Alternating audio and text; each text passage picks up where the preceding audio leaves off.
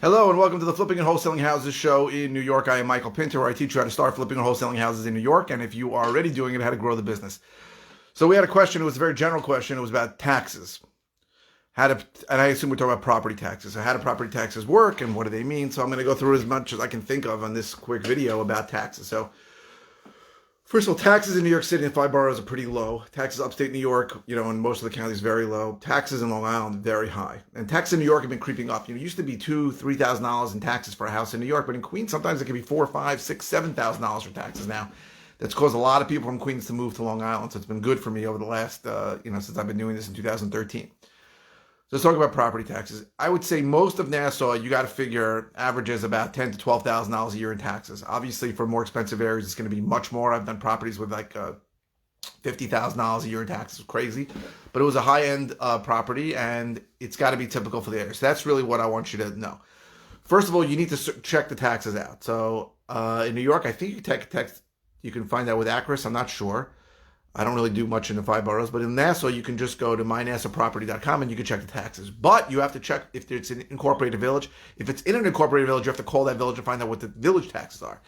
For instance, the village of Hempstead, sometimes the village taxes alone can be $6,000 or more. So you have to add that. You need to know what the taxes are. And then you need to, when you comp out the properties, it has to be typical for the area. So I saw 2 properties recently, one in Woodmere, one in Hewlett, which is right near my office in Hewlett.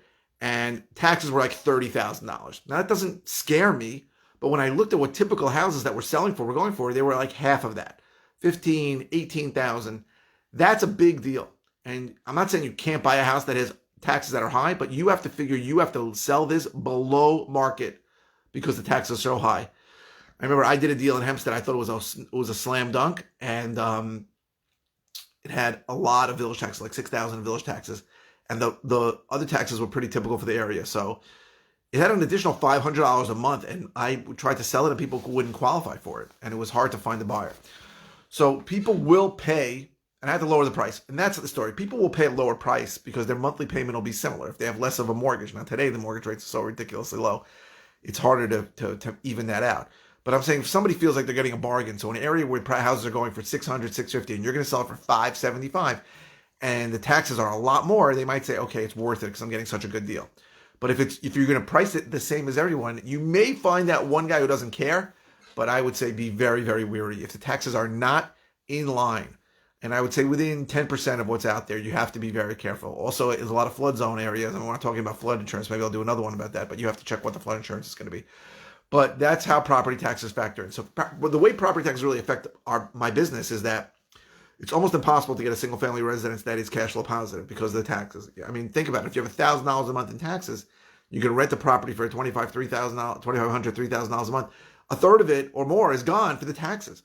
And because the price points here are so high, obviously the debt service kills it too. So taxes are a big thing, but don't be scared of high taxes. You need to be concerned if the taxes are way out of whack for what the other properties are going for in that area. If it's in line, don't worry about it. But if it's crazy high, you're going to have to lower the price. And if it's crazy low, then you may even be able to pay more because you may get a higher price. So I had a property once in Valley Stream. Taxes were like $6,000. Super cheap. No idea why. Can't figure it out. But I pushed that on the listing, and I think I got more money from it because of it. Somebody looks at that and says, wow, typical taxes are $1,000 a month. I'm only paying $500 a month. I can pay more for this house. Even though his taxes may go up after the purchase, it's possible. But I don't know when he's going to be reassessed. If he's going to be reassessed, that is completely out of everybody's control. So you look at taxes as a means to figure out whether you can comp out that property in line with other similar properties, other comparable properties, or not. So if you want to find out how I can help you, you can go to howtoflipnewyork.com. If you like these videos, please click like. Thumbs up really helps me on SEO, my search engine optimization. If you're watching on YouTube, please subscribe. If you have any comments or any requests for anything you want me to do a video on, put it in the comments or call me. My office number is in the show notes. And I hope this was helpful. The question was a little vague. It was like talk about taxes. I think this is what he meant. I hope this helps. Thank you very much for watching.